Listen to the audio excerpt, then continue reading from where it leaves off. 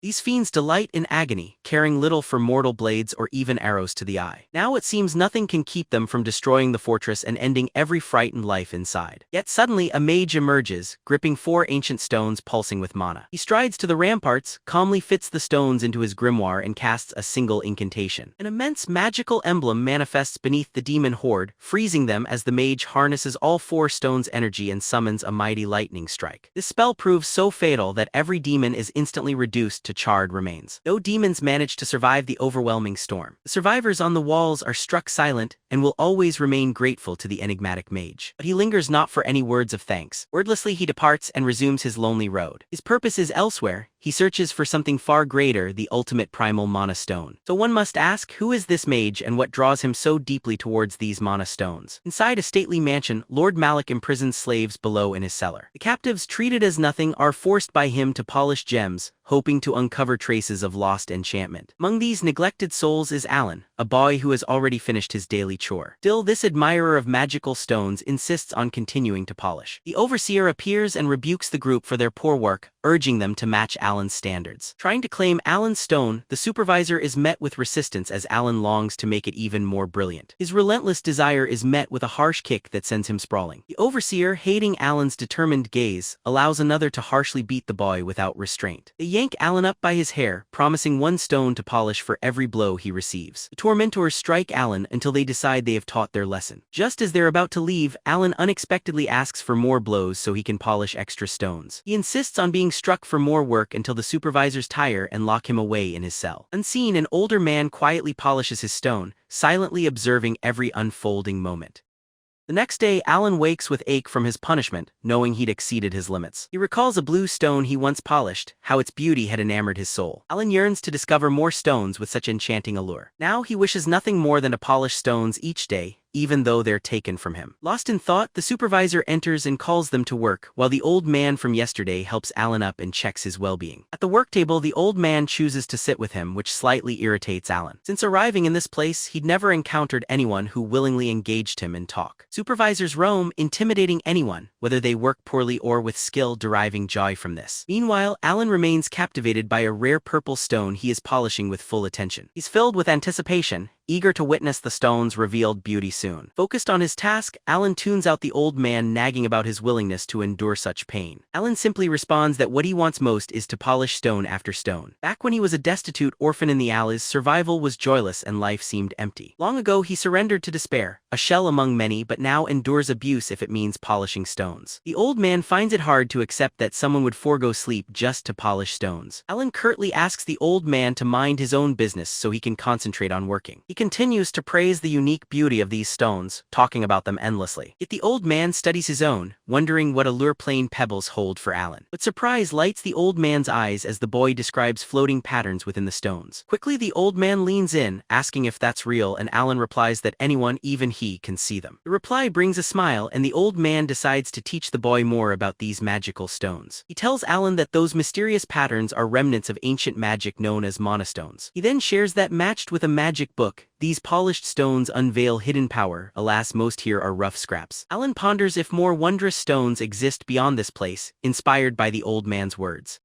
The old man continues, sharing that these stones can contain elements such as water or fire. Now truly intrigued, the boy prompts the old man to share more and reveal where he can find such stones. Just as the old man says he'd need to escape first, a magical attack knocks him flat to the earth. The spell comes from Lord Malik, master of the house, arriving to assess what's unfolding. He menacingly threatens the old man, warning him against plotting to break free. Malik breathes out heavily, remarking he didn't think the old geyser could dream of fleeing. Hearing Malik's voice, the old man hardens with a sudden surge of anger. Witnessing this anger, Alan inquires if he is familiar with Malik. The old geyser replies that the noble is a traitor who misuses ancient magic for selfish reasons. It's revealed they've both crafted grimoires for 30 years as close associates. The old man reveals Malik Lamarick was once a very dear friend whom he fully trusted. That trust caused him to let his guard down around Malik. The corrupted smith even held a girl hostage to steal the old man's treasured spellbook. The old geyser, now known as Lord Claus, explains Malik has sold mana stones illegally to gain wealth. Claus proclaims as the grimoire smith leader's head, he'd never pardon such betrayal. Yet Malik derides his rival, saying he failed due to letting his worthless grandchild be used as a hostage. Malik continues mockery, stating that without his book, Klaus is nothing despite once wielding 10 kinds of magic. The aged master clenches his jaw, pained to see his treasured grimoire tainted by corruption. Malik confesses he planned to use the book himself, thinking he could harness its power. Despite constant attempts, Malik could not unlock the sealed magic within it. The mansion's cruel master calls both the spellbook and the stone worthless trash before discarding them. As gems clatter to the floor, the boy's curiosity is instantly aroused. Alan feels an uncanny call as though the stones reach out only to him. The corrupt lord muses that perhaps the maestro's vision belongs to the secret of his strength. He furiously demands Klaus reveal how he detects power within the glowing mana stones. The elder attempts a desperate last stand but is overwhelmed and bound swiftly.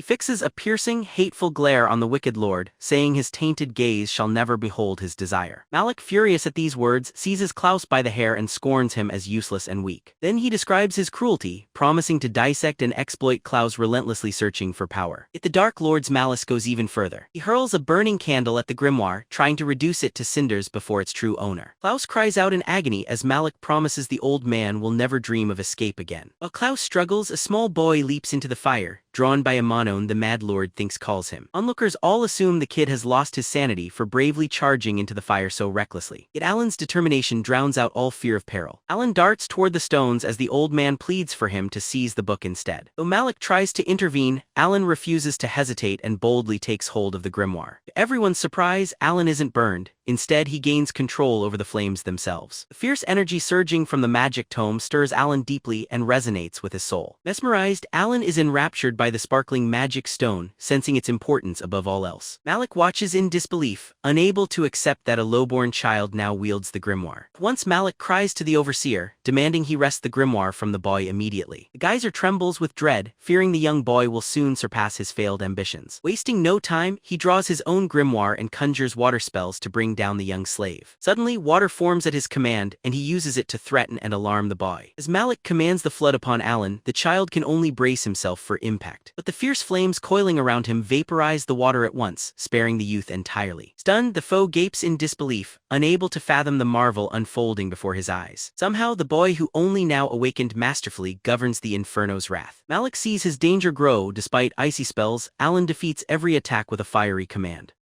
From behind, old Klaus sees the blazing resolve in Alan's gaze and feels instantly assured. Moments ago, the boy who saw magic's patterns now masterfully wields his ancient tome. This swiftly brands him as a prodigy never before observed in this forgotten place. Yet raw talent requires practice, and without either training or combat smarts, Malik should bring down this inexperienced newcomer fast. Fearful, the maestro shouts to him, demanding the quick surrender of the grimoire. Alan quickly understands this is the only true path to escape this dangerous dilemma alive. Enshrouded in swirling flame, he bursts forward in a frantic attempt to flee. Suspecting the boy's obvious trick, Malik refuses to take any risks. Summoning his largest water spell, Malik launches it straight at the fleeing boy. Alan manages to pass off the ancient book before the attack knocks him aside. At that exact moment, he tosses the magic stones to Klaus, who catches them with blinding speed like snatching a fly from the air. Now at full strength, Klaus serenely announces to the traitor that his cruel rule is finally over. Yet to everyone's surprise, the traitor remains fairly composed, showing little fear. Clearly, he had already prepared a devious escape strategy in case this happened. Obeying directions, the supervisor drags forth other children, their bodies marked by harsh scars and stones set deep in their flesh. Klaus is stunned into silence as realization hits about what the traitor forced upon them. Utterly remorseless, the traitor declares these unfortunate souls merely pawns in his scheme against Klaus. With no hesitation, he wrenches out a cursed stone from one child's chest, leaving him crumpled on the ground. Even the cold enforcer reels in horror. While Klaus furiously accuses the traitor of unthinkable magic crimes no wise mage would attempt. Idly twisting the stone, the villain claims this outcome was always fated, that street kids, destined for doom anyway, might as well serve a purpose. Alan recoils at such twisted words, a wave of panic overtaking him. He breaks to his core when the traitor boasts only the unworthy could find such a fate to be an honor. They erupt in frenetic conflict, unleashing their power within the tiny chamber.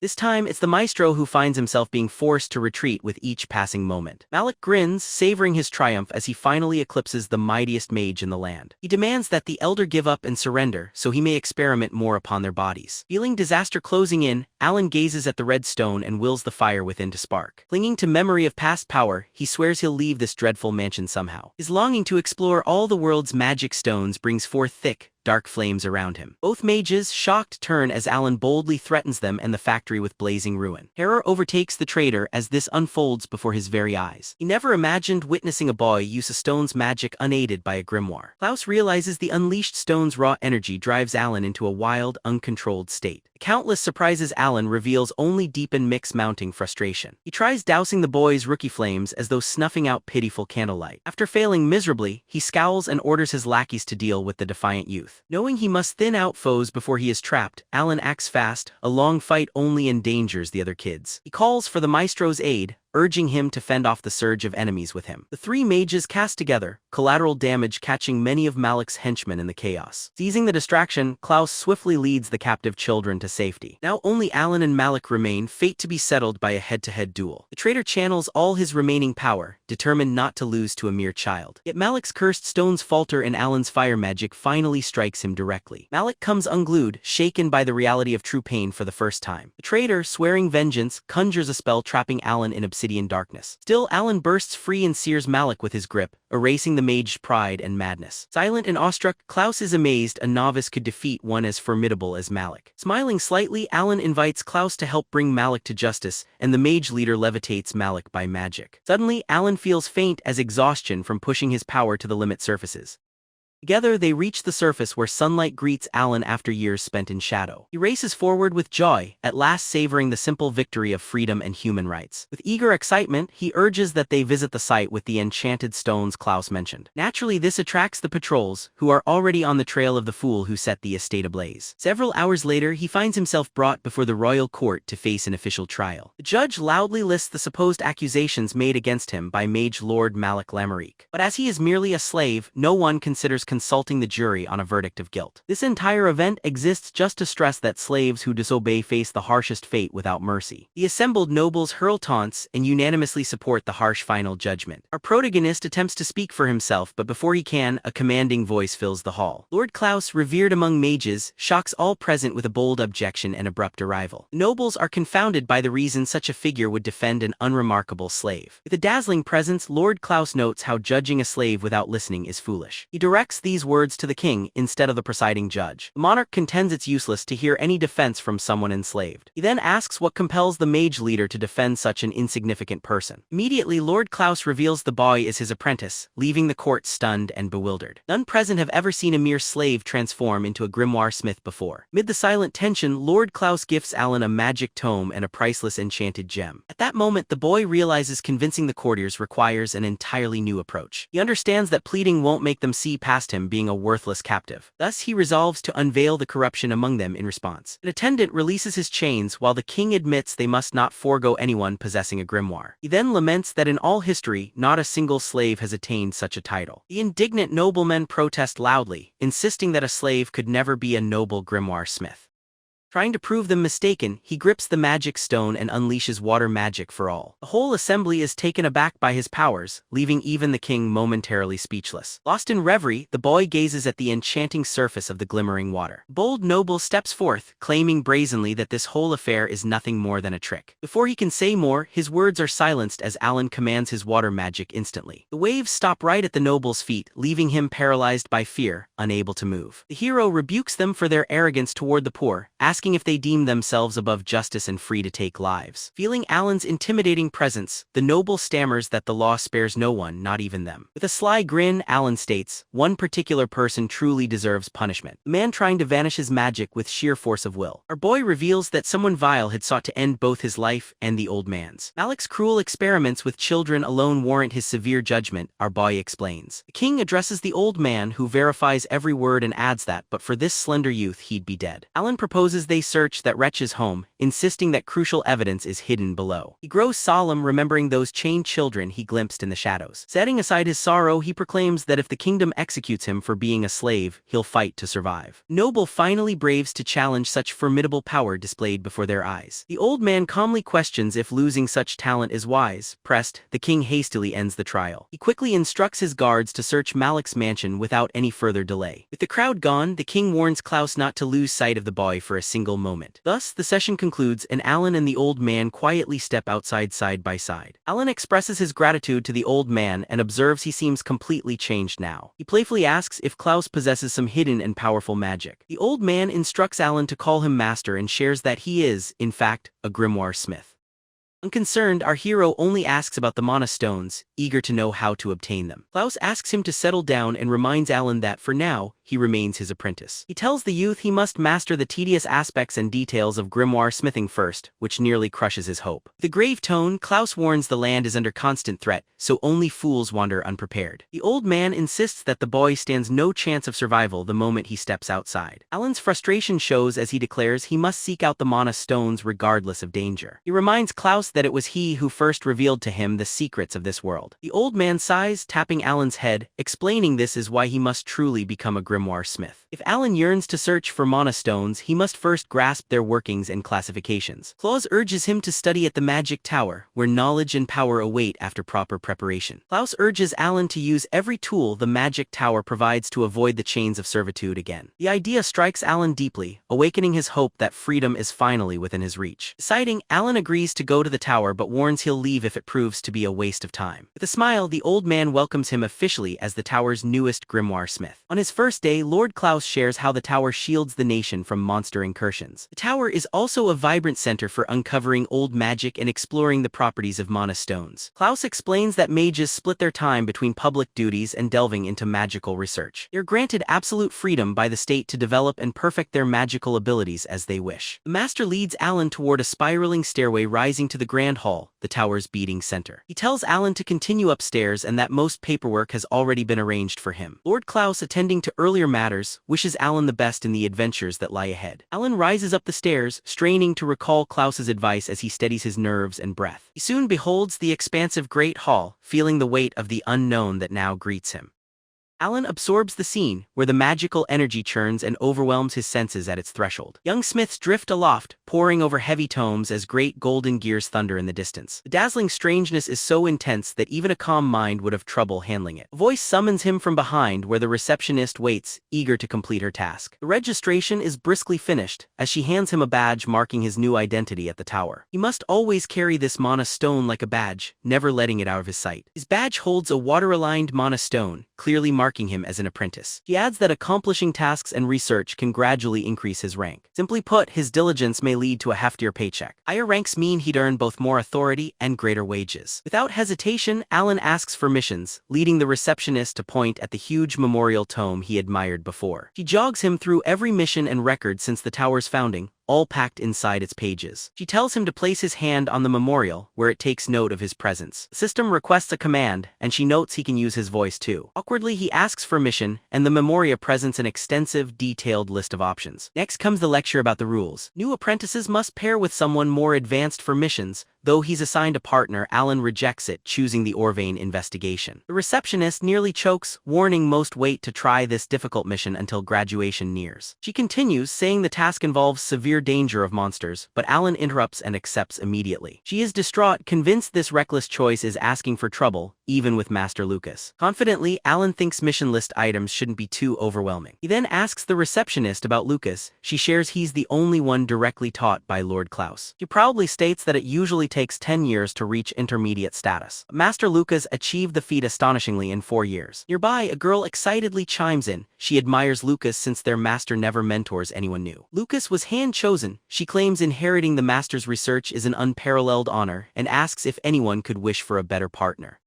Meanwhile, whispers ripple through the crowd about Alan's arrival, doubting whether he's an apprentice or a servant. Curious after Alan's intriguing entrance, our hero resolves to meet him in person. Walking over, he begrudges his forced partnership but opens the door to meet a whirlwind, tidy master inside. The man darts about, organizing the room with incredible speed, only stopping when visitors arrive. He confuses our hero for his superior, while Alan questions who this energetic stranger is. Figuring the newcomer is Alan, the man introduces himself as Lucas Volan, an advanced apprentice. house. Lucas assumes Alan recently came from the main hall and is already aware of his first assignment. Sizing up the newcomer, Lucas thinks he's nervous and assures him he'll support him throughout. But Alan simply presents the mission note, confidently claiming he feels no fear at all. Instead, he's actually on a separate mission that Lucas might be interested in seeing. Lucas blinks with shock when he spots the southern forest mentioned in the document. He realizes this is no ordinary starting mission, though the seal confirms it is official. Alan nonchalantly asks about departure while flipping through Lucas's books like he belongs. Lucas mentions a morning carriage arriving in 2 hours, but Alan quickly interjects, "They'll leave then." He simply departs the scene, leaving Lucas puzzled by the sudden turn of events. Lucas stands frozen for a moment as the mission papers slowly tumble from his grasp. He mutters absently but soon starts bustling around tidying the room with determined precision. While climbing the stairs, Alan thinks the senior is a decent fellow, glancing back thoughtfully. At the same time, Alan recalls their daunting quest ahead, gathers every book within reach and reads urgently. Intent on gathering wisdom for a shot at the grimoire ceremony, Alan soon drifts off, waking hours later. Rising, Alan notices Lucas deep in study, focused intently on his ongoing research project. Then his gaze finds impressive mana stones across the table, sparking immediate fascination and awe. Lucas notices him and asks if he has disturbed his rest, offering a soft-spoken apology. Alan assures he is fine, then picks up a mana stone, feeling captivated by its beauty. Lucas wonders if he can perceive the ancient magic within, the sight only he and the elder possess. Alan points out the unique golden borders and remarks every stone has its own distinct look. He notes as well that 2 stones happen to be framed in completely identical fashion. Lucas explains the patterns show if cursed stones are attribute-bearing ones or rare derivative types. That logic eludes Alan completely, so Lucas clarifies that ancient magic stones are actually called jewels. These gems are cleansed so that those skilled in magic may wield them properly. Ensuring Alan follows, he explains that every jewel was classified into one of these groups. The wingframe gem, known as an attribute jewel, bends natural elements to the mage's will. Meanwhile, the plant frame gem is a derivative type, bestowing rare abilities like heightened senses. He opens a spellbook, pointing out that the left and right pages have unique marks per jewel type. Alan quickly realizes these strange diagrams exist to channel and emit magical energy. It is thanks to these arcane books that practitioners like them can wield ancient spells. Resting his hand on the book, Lucas reveals the grimoire is a vital link for the caster's power. Alan remembers Klaus once hinted at a similar secret not long before. The greater a mage's affinity with their grimoire, the more potent the spell's strength becomes. This makes our hero question whether grimoires are tailored for users and if such a process is real. The senior apprentice teases him, wondering if he took this perilous task just for a faster grimoire. Alan openly confesses that he did, wishing for a trustworthy companion on his path right away. The next day dawns and at last the companions venture southward through the forest shade. Lucas grumbles at every squelch, the ground reduced to mush from a burdensome rainfall. Scanning the empty settlement, our boy wonders if this silence is normal, surprising Lucas too. As they proceed, Alan asks whether their destination, the mine, is close at hand. The apprentice confirms the entrance to the mine is meant to lie directly beside the village. Just then, a startling shape bursts into their path without warning. Upon seeing the gremlins, our boy guesses these are the monsters they must defeat. Anticipating battle, Lucas checks to see if Alan brought the grimoire assigned to him. With the beasts bearing down, Alan remembers his supply of fire, water, and earth stones. Though fire would succeed best, using it could set the entire forest ablaze. Lucas tells Alan to stick close for his safety, but he insists he's capable of managing alone. With a wink of confidence, he conjures his grimoire and readies himself for the test ahead. Alan slips the earth stone into his grimoire and declares there's little that can endanger him. Laying his hand on the ground, sharp stones shoot up, striking the wolf beast's cores and slaying them. Seeing this, Lucas is startled by the newcomer's precision, and Alan says he studied it yesterday. The seasoned mage, truly impressed, announces Alan to be a worthy candidate as the master's apprentice. Alan proceeds at full strength, and with Lucas fighting alongside, they defeat the wolf beasts in rapid order. A sudden scream echoes, and they notice a village guard being attacked by a wolf creature in the distance. Lucas clears a route with blasts, but they realize the guard won't be saved if they keep this slow pace. Lucas grabs Alan, urging, "Hold that grimoire tight," and then summons nimble Windstrufa to help them. With the spell, they're hurled forward at an astonishing speed through the chaos surrounding them. As soon as they're near, Lucas fearlessly flings Alan straight into the heart of the snarling monsters. Alan creates a great circle, sending jagged spikes through the beast pack, destroying them all at once. Arriving in time, they reach the relieved village guard, grateful for their rescue. They guide the guard towards safety so they can fully focus on the rest of their perilous mission. Soon, they confront what must be the parent beast and the cause of all recent turmoil. Alan notices something odd as the creature's core glimmers faintly, very much like a mana crystal. Alan wonders aloud if it's possible to fell a monster without shattering its core, as no one ever has. He tells Lucas the core radiates a familiar glow almost indistinguishable from a true mana stone.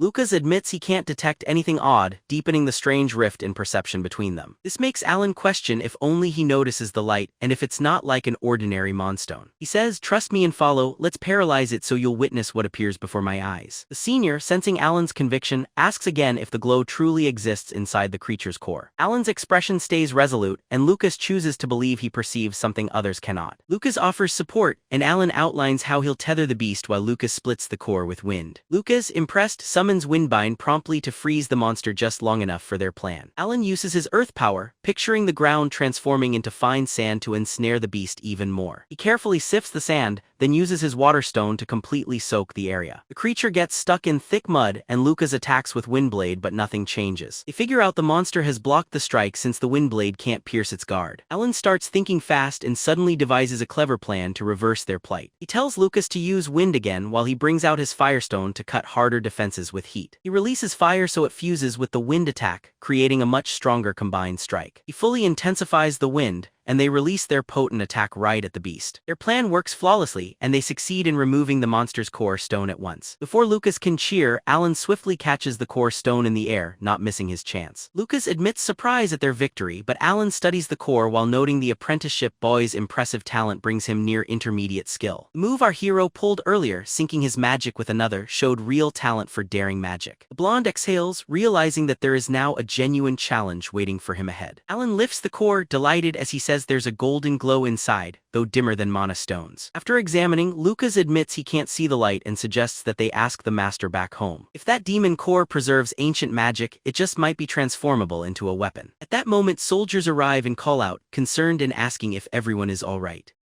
Lucas tells them their foe was destroyed and asks if the villagers made it through unharmed. Suddenly, our boy goes still and wonders what occurred, as if something sought his attention. The senior apprentice jolts him alert and instructs him to display his grimoire and jewels for review. He simply gazes back at the mine as Lucas encourages him to act quickly and not dawdle. Later on, celebration fills the village as everyone realizes they have safely survived together. Lucas shares that his grimoire and jewel set are still intact and functioning as expected. They choose to head toward the mine while the senior apprentice notes mana veins demand verification from grimoire smiths. Alan just hears mana stones, loses himself in thought, and then pushes Lucas to move faster. As both prepare to leave, an elderly man suddenly cries out, demanding they halt. He warns them not to go into the mine, for Lord Anuma's wrath would be stirred. Lucas, intrigued, ponders Lord Anuma's identity as the old man insists he's the forest's protector who settled in the mine. The blonde nods along, playing the part and humoring the old man's tale. A youth attempts to hush the old man, but he persists, blaming the young for everything. He insists that abandoning the Lord led to an era of demonic attacks on their people. As the young man restrains him, the pair politely excuse themselves and depart in haste. Once inside the mine, Lucas reveals Aonuma is probably a phantom beast. He admits he'd heard nothing of these stories before that very day. Phantom beasts are neither mere animals nor monsters, their bodies are made of mana stones. When Alan's eyes gleam at mention of mana stones, Lucas grasps his companion's simple wonder. Whispers claim phantom beasts live for ages, wielding limitless ancient sorcery. Though some exist, many more have not yet been recorded by the magic tower. Creatures akin to Lord Aonuma are often revered as gods, prompting our hero to ponder one's presence here. Lucas answers that if one does dwell here, it's likely an unregistered phantom beast. He warns that finding such beings is rare, for they are sacred and kept hidden. Legend states phantom beasts sometimes bless those mages whom they deem worthy. Though written history notes this, most dismiss it as a fanciful fable. Alan ponders what such a beast would appear like, born of glimmering monastones. He muses whether the voice he sensed belonged to one and becomes thrilled by the thought of meeting it. The senior apprentice interrupts Alan's reverie to announce they've arrived. Alan gazes forward and is instantly awestruck by the breathtaking sight. Caressing the crystals, our hero is almost moved to tears by their enchanting beauty. Lucas shares that monostone survey work is simple, for they alone perceive the golden shimmer inside. Curiously, our hero asks about tools for others, causing pride to swell in the blonde's eyes as he listens closely. Suddenly, Alan becomes motionless, recognizing the same uneasy sensation as before. He fails to see the earth open beneath him and falls in, nearly giving Lucas a fright. Screaming, Alan survives with a thud as he hits the bottom, shaken but alive. Gazing skyward, he sees more glowing mana stones and falls under their radiant spell again. He stares at the gold light in awe, stunned and questioning if these could all be true mana stones. So fast Fascinated by the shimmering cavern, he fails to hear Lucas, who shouts for him to wait while seeking a safe way down. Yet Alan is not content to stay put and ignores Lucas, set on exploring the crystal chamber. Moving in deeper, he gets an odd feeling, like the cavern walls quietly start encircling him. Suddenly, he blinks at a huge head and a curved horn jutting from the wall before him. The titanic being shifts, revealing itself as a creature shaped entirely by mana crystals. Above him, a crystal beast swims, creating an aquarium spectacle without glass between them. As he wonders if this is a true phantom beast, its voice suddenly echoes in his mind. The being affirms humans have indeed given it such a name many times before. Alan, curious, asks if the voice resonating in his head actually belongs to this entity. The beast, gigantesque as a megalodon, says his mystical vision drew it closer. Tells Alan no human it has met shared such eyes which see as the ancient spirits perceive. He asks why others can't see, and the beast admits even phantom creatures don't really know why. All it remembers is an old friend's words, such gifts come to rare people blessed by the universe. Knowing he's cherished by the universe gives Alan an unexpected warmth in his chest. He tries to touch the beast, eager to feel what such a wondrous, magical crystal form is like. The creature's hide feels smooth and cool, and the effect immediately soothes his nerves. The experience moves him, and he spontaneously tells the crystal fish how beautiful it is. Delighted by his praise, the beast vows to boast of it to the 7 star kings, whom Alan has never heard of before. The beast says those kings are the strongest among phantoms, ancient beings surpassing all others. Alan, imagining powers greater than this glowing leviathan, is filled with thrilled anticipation. The phantom Magikarp appears to realize it's shared far more information than it meant to. Growing weary, it bids farewell and announces it's time for a restful slumber. Before it vanishes, Alan quickly asks about the locations of the spirit kings and ancient magic. The spectral beast urges peace, saying the cosmos has marked him for fate's path and promises he will encounter the 7 kings and that his gifted eyes will unveil the source of all magic. Before Alan can say more, it assures him that, in time, the Star Kings themselves will reveal the truth he seeks. As a parting gift, the creature leaves behind a blessing that leaves Alan utterly stunned. It is a single scale believed to contain centuries' worth of untainted magical power. The beast wishes him luck in finding the primal mana stone, a legendary jewel brighter than all others. With great fins, it fades away, snapping Alan back to reality just as Lucas arrives. When asked by his senior about the object, Alan calmly states it is a phantom beast's parting gift. Lucas studies him, clearly wondering if his fall caused delusions, while Alan insists it's the beast's scale, though Lucas finds the tale unbelievable. Back in their master's laboratory, Alan recounts his fantastic story about the rare, gleaming scale. Klaus asks Lucas for a detailed report about the incident, exempting the parts about the phantom beast and demon core. He says he will personally discuss those specific matters with the mage lords himself.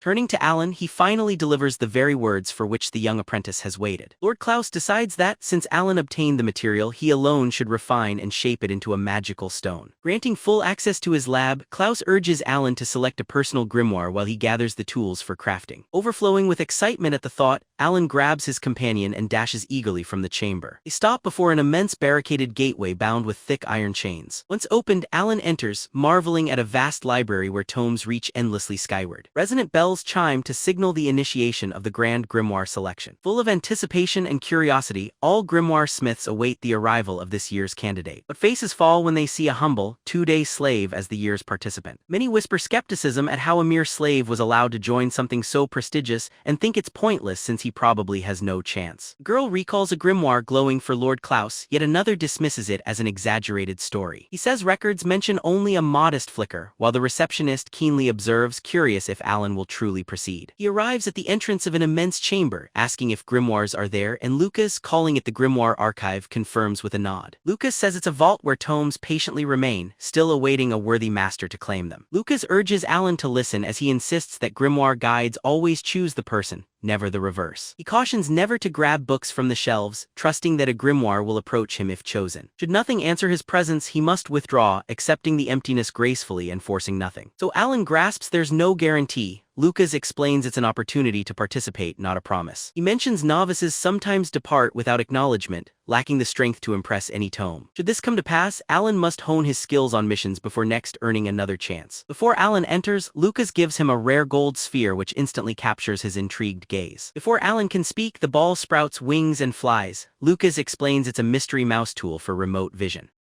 He clarifies that it exists to avoid deceit, and sending the vision to the memorialia is tradition for all. Lucas smiles, saying Alan is now on the memorialia. The elder smiths watch with nostalgia at his awe. Lucas reassures him gently, promising to wait outside, and sends him off warmly, wishing him fortune. Alan steps into the archive, walking forward with curious eyes adjusting to the unknown world before him. He soon finds a profound silence throughout, yet feels a strange life breath in the very stones around him. As a distant glow beckons, he turns to realize not every book is a true grimoire here. Contemplating if luminous tomes are genuine, his hand nearly urges to touch until Lucas's warning deters him in time. Frustration grows. Alan wonders helplessly how he may know if any true grimoire answers to him. Suddenly spinning, Alan glimpses a fleeting bizarre beast that departs without leaving the smallest mark behind. He questions if it's a demon but soon realizes it is entirely other than what he once guessed. At that moment, a mysterious wolf with a sigil on its brow appears, stunning Alan with surprise. Alan shouts to alert any presence and rushes off, chasing after the elusive shimmering beast. Navigating the narrow halls, at last Alan emerges and sees the wolf perched atop a stone column ahead. He stands nearly breathless, thoroughly entranced by the extraordinary vision set out before him. When the wolf locks eyes with him, Alan tenses, then sees it gently lowering its regal head. Suddenly, the symbol on its head blazes, flooding the space in blinding radiance. The hero stands motionless as the light surges at him and pushes him backward. The tiny drone keeps filming as a magical tome materializes overhead. Spectators gasp, chattering among themselves and speculating about the purple light's meaning. The aristocrats grow curious about Alan's true strength and if the legends about his master are real. Even Lord Laus never saw such a luminous grimoire. The teacher affirms it's odd and ponders if this links to the boy's ancient magic gift. Alan opens his hands as the grimoire slowly lowers toward him from the sky. As soon as he takes hold, he senses Mana's rhythm deep within the grimoire. Touched by its warmth, he hugs the book tightly, taking it as truly his own. A hovering camera keeps relaying the unfolding events to its audience. Lord Claus, observing remotely, admits the boy was gifted, yet didn't think him so extraordinary. Alan comes back to the laboratory and proudly hands the grimoire to his teacher. The elder remarks the book looks old and worn but praises Alan's selection. Urging Alan to value it, he asks him to sit close since a meaningful conversation must be had. He sips his tea calmly while seriously reminding Alan of the tale involving the beast's gift. The master instructs Alan to precisely repeat the spirit's message. Alan says it named him favored by fate, gifted to sense the magic seen by the ancients. He also recalls it vaguely, saying spirit kings would lead him to where magic began. Hearing all this, Lord Claus chooses to disclose a closely guarded secret. Legends claim spirits called Star Kings rule the realms of the 5 main nations. Alan observes there ought to be 7 instead of just 5. Lucas clarifies since none can find them, no one knows where the other 2 reside. Some say these missing 2 kings roam untouched and at leisure across the lands. The maestro concedes his search yielded nothing. Setting that aside, Alan wants to learn the source of magic. His mentor explains that likely means the original heart stone. No one knows the whereabouts of the oldest written magic stone or its mysterious enchantments. This puzzle has defied the greatest thinkers across history, with no solution to be found yet. Lord Claus thinks humanity could unlock ancient secrets if they could research the first stone. Alan alone can seek the Star Kings, but truthfully he is already determined beyond reason. He can't help but get excited at the thought of a spirit king's magical blessing's splendor. To him, even the glimmer from a phantom beast scale seems more radiant than gemstones. He eagerly vows to dedicate his whole life to searching the land for every last spirit king. Yet his master cautions that entering such a quest without careful planning could mean failure. At present, only the elite know that the threat of demon attacks in the West is intensifying.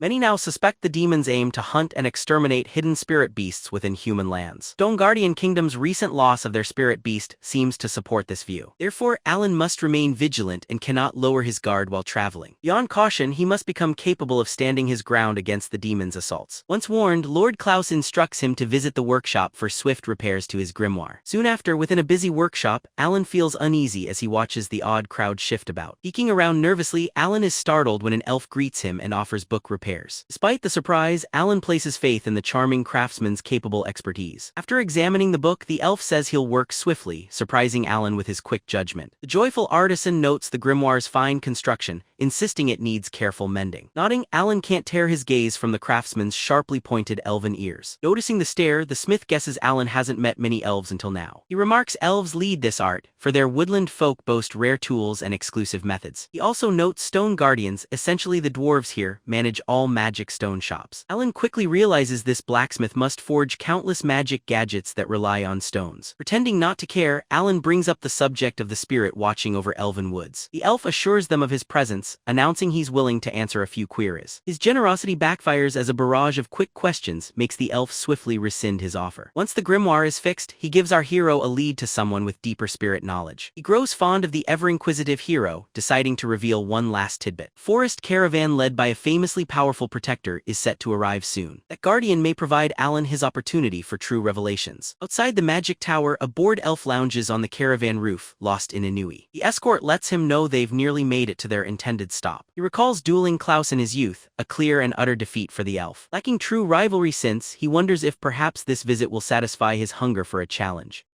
The following day, our protagonist looks exhausted after a sleepless night spent shining the magic scale. By this point, Lucas barely reacts to seeing him giggling wildly over his precious stone. His upperclassman notes the merchant fair is happening, urging him to step outside and refresh himself. Strolling the energetic marketplace, Alan is awestruck by the rarity and wonder of the showcases. Merchant elf proudly presents a complex torch favored among their kin to him. Hearing about the forest tenants, the day's real purpose swiftly comes back to him. He scans the crowd, noticing only regular elves, none the robust defender he's after. Exploring more, he chances upon a vendor peddling captive beasts. Seeing those creatures mistreated reminds him angrily of his difficult childhood. Suddenly a huge crash sounds nearby, scattering everyone as a monster escapes. Initially unremarkable to the eye, his instincts sense something unnatural in the beast. The elves shout that it's a raging Morlock and instruct all humans to make their exit. Yet Alan stands firm while the elves try water magic, normally the docile Morlock's weakness. To pacify it, they'd need a water mage, but this Morlock breathes fire at an unsuspecting elf. With boldness, Alan intervenes, leaving the woodland elves completely stunned by his actions. He's just a young man with a beginner spellbook, yet he managed to halt a giant beast. Instead of gratitude, the elf berates Alan, thankful yet claiming its work meant for grown-ups. That stinging insult angers him, since his comrade's feeble magic hardly bothers the Morlock at all. As he leaves, he overhears the elf wish Shumiel were here, hinting things would end sooner. Elsewhere, Shumiel loafs on a rooftop, resting while the others battle earnestly down below. The Morlock instantly casts 3 fireballs, but Alan reacts quickly, summoning a sand wall and stopping them. Wielding his new tome, he dances along the sand with renewed mastery and sharp confidence. While airborne, he swaps the earth stone for a water one, blending them to trap the beast in magic. The elves are shocked by sand magic only demons use, thanking him but urging him to flee as the monster bursts free.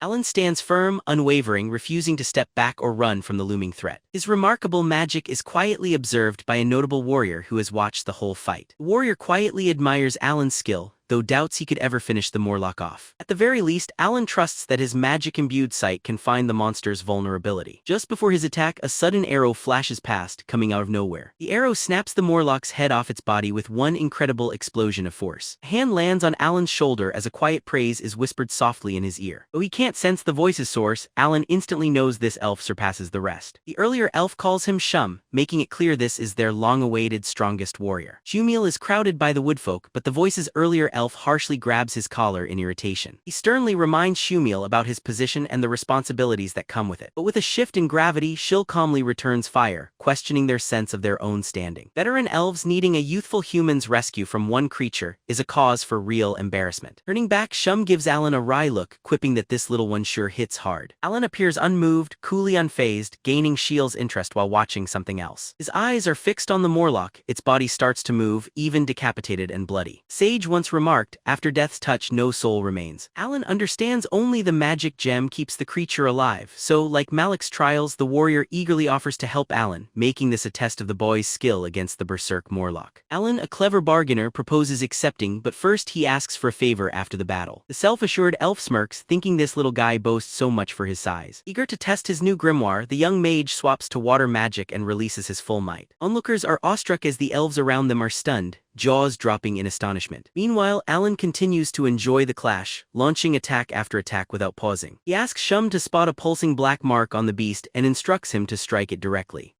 The elf knocks an arrow, lets it fly perfectly, and dislodges the dark crystal from the Morlock. As the gem is pulled free, the beast's frame bulges outward, showing it's close to detonation. In panic, elves cry out for everyone to flee as fast as they can to escape danger. The moment before the explosion, the clever boy shields the monster in water magic just in time. Everyone turns, stunned, realizing they owe their safety to his timely spellwork. With the monster defeated, Alan retrieves the onyx crystal that Shum dislodged with his shot. Observing its resemblance to Malik's gems, Alan suspects Malik's hand in these sinister schemes. Moments later, Shumiel dashes over and embraces the boy firmly, showering him with gratitude. Alan uses this moment to swiftly turn to his true curiosity, phantom beasts. He asks if Shumil is aware of the phantom beast in their lands or the type of magic it wields. Such an abrupt inquiry catches Shumil by surprise at first. Upon looking at Alan, he sees nothing but sincere wonder in the child's eyes. He ruffles his hair, noting the boy shares a phantom beast scent, and reveals that the forest kin's beast is famed for reading the winds. He describes this majestic phantom as a noble eagle with the power to glide through the realms of time. He adds the beast perceives all, including this talk, and jokingly says it might be upset that he's shared so much. He tells the boy if seeing the creature is his wish, he must join the rare festival held every half-century. To secure a meeting with the king, he needs only to best Shumil and the other protectors in challenge. He piques the boy's curiosity by revealing that nonetheless the boy boldly confronts Shumil immediately instead of waiting. He claims if he succeeds now, waiting is pointless, yet the elf notes other guardians exist and he must overcome them all. He urges the boy to train during those 2 years and vows to do his best for their future match. With certainty, Alan declares that he will definitely win. At that moment, Lord Klaus appears and retrieves the black crystal, recognizing Shumil standing nearby. The maestro discloses he has bested 6 guardians, but Shumil alone eluded his victory. The elf questions if the boy is his apprentice, yet darts away as his escort comes, avoiding more duties. Departing, he reminds the boy of their festival meeting. Then the elder asks if the boy truly wishes to attend. He explains great strength is necessary, confessing that challenge is now beyond his own reach. He still believes Alan may have a real chance at success. Alan dreams of triumph and longs to meet the grand eagle newly introduced to him. Some days later, Klaus carefully examines what he recovered from the boy. He realizes the item may have been hidden inside the beast, worrying the boy could soon face greater obstacles. As unease rises, he receives a call learning of the demon army advancing toward the southern city. Alan finishes the phantom beast's mana stone and is keen to unlock its magical secrets. He activates it quickly while Klaus yells to stop, but his words come too late. Faces alight in blue, Lucas and Alan watch as the glow quickly dims, ending excitement abruptly. Perplexed, they both wonder. The mana's power is overwhelming, yet he cannot grasp it for long. Klaus explains the spell is more intricate than ancient arts and needs great mastery to harness. Alan remembers the phantom fish spirit said the magic would be tricky, but believed he would learn. Moving on, Klaus tells them the southern demon forces have grown more active than ever before. This forces them to send all higher-tier mages, Lucas included, to confront the imminent threat. Alan wishes to accompany them, but his master firmly instructs him to remain at the tower. When Alan protests sincerely, Klaus admits that his talent would make him suited for the fight. Yet something of greater importance calls out for his attention. The following day, Alan climbs the tower, hears talk of southern reinforcements and feels a pang of exclusion. He proceeds to the desk to manage some routine assignments. Upon seeing him, the blonde girl drifts near, eager and watchful. He keeps talking despite his clear irritation at her presence. Suddenly, everything halts as sirens shriek through the air. An urgent message demands mages abandon the tower due to a grave escapee on the loose. Flustered Mage races in and urges the girl to alert the lords without delay. Fear shows on his face, knowing the prisoner left no guards alive.